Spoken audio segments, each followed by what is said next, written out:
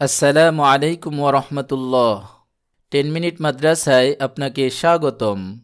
আজ আমরা দুর্বল ইমানের 20টি লক্ষণ সম্পর্কে জানব। আপনারা নিশ্চয়ই লক্ষ্য করে থাকবেন, আমাদের ইমান কখনো বাড়ে আবার কখনো কমে। এ সম্পর্কে রাসূলুল্লাহ সাল্লাল্লাহু আলাইহি ওয়াসাল্লাম বলেন, আমাদের প্রত্যেকের ইমান ক্রমশ জীর্ণ হতে থাকে, যেভাবে সাউব এক ধরনের পোশাক জীর্ণ হয়ে যায়।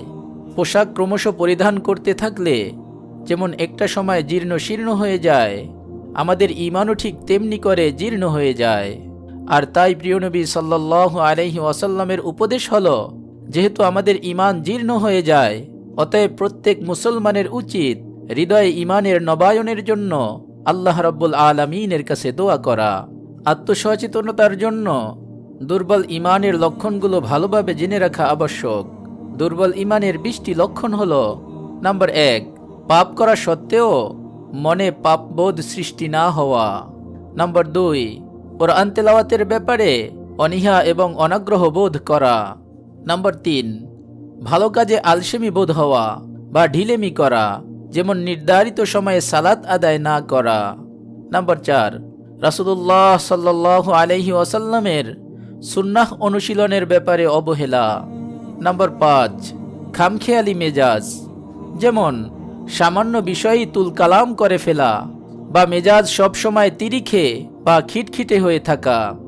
নাম্বার 6, কোরআনের তেলাওয়াত শুনে বিশেষ করে পাপের জন্য শাস্তি কিংবা সৎ কাজের জন্য পুরস্কারের কথা বলা হয়েছে এমন আয়াতগুলো শুনেও হৃদয়ে কোনো রকমের কোনো প্রভাব বা অনুভূতির তৈরি না হওয়া। নাম্বার 7, আল্লাহ রাব্বুল আলামিনের স্মরণ থেকে বিমুখ হওয়া এবং তাকে স্মরণ করা কঠিন মনে হওয়া। নাম্বার 8, শরিয়াহ বিরুদ্ধ কার্যকলাপে লিপ্ত হওয়ার পরও মনে কোনো অনুশোচনা বা অনুতাপবোধ না হওয়া। নাম্বার 9, ধন সম্পদ, প্রভাব প্রতিপত্তি, সামাজিক অবস্থান ইত্যাদি এসব কিছুর পিছনেই সারাক্ষণ ছুটে চলা। নাম্বার 10, ক্রমাগত মানসিক দৈন্যতার পাশাপাশি আর্থিক কৃপণতা বাড়তে থাকা, ধন সম্পদ আঁকড়ে ধরে রাখার প্রবণতা। নাম্বার 11, নিজে না করে অন্যকে ভালো কাজের আদেশ দেওয়া।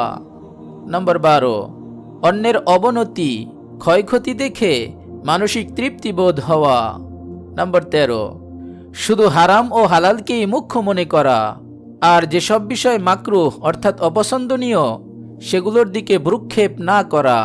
কেউ কোনো ভালো কিন্তু ছোট কাজ করলে তা নিয়ে হাসাহাসি করা, যেমন কেউ হয়তো মসজিদ ঝাড়ু দিল, যা অবশ্যই ভালো কাজ, কিন্তু কাজটি ছোট বলে তাকে নিয়ে হাসি তামাশা করা। নাম্বার 15, নিজে মুসলিম হয়ে অন্য মুসলিমদের কল্যাণ সাধনের ব্যাপারে কোনোরূপ প্রচেষ্টা বা মাথা ব্যথা না থাকা। নম্বর 16, ইসলামের তথা মুসলিমদের কল্যাণ এবং উন্নতি হয় এমন বিষয়ে দায়িত্বহীনতার পরিচয় দেয়া। নম্বর 17, বিপদে ধৈর্য ধারণ করতে না পারা, যেমন কেউ মারা গেলে উচ্চস্বরে বিলাপ করে বুক চাপড়িয়ে কান্নাকাটি করা। নম্বর 18, কোনো দলিল প্রমাণ ছাড়াই কেবল তর্ক করতে ভালো লাগে তাই তর্ক করা। নম্বর 19, দুনিয়ার মোহে অন্ধ হয়ে যাওয়া।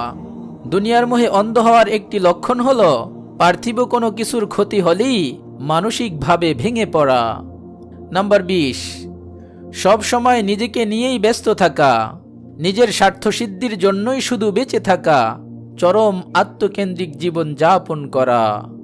মহান আল্লাহ আমাদের সকলের ঈমানকে দৃঢ় করে দিন এবং ঈমানের সমস্ত দুর্বলতা থেকে হেফাজত করুন, আমিন। আপনি যদি এরকম ভিডিও আরও পেতে চান তাহলে আমাদের এই চ্যানেলটি সাবস্ক্রাইব করে পাশে রাখা বেল আইকনটি অন করে দিন। আপনার প্রতি শুভকামনা রেখে আজকের মতো বিদায় নিচ্ছি। আসসালামু আলাইকুম ওয়া রাহমাতুল্লাহ।